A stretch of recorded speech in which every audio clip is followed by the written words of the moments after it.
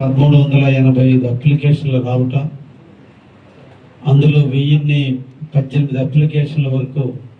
ఇప్పటికే పూర్తి చేయటం, ఇంకా 365 అప్లికేషన్లు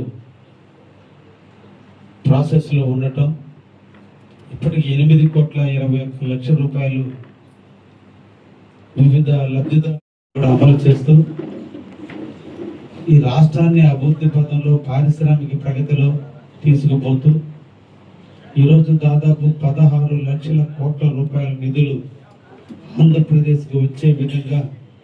ఈ రోజున వివిధ సమ్మిట్ల ద్వారా అగ్రిమెంట్లు చేసుకొని ఇప్పటికే 5 లక్షల కోట్ల రూపాయలు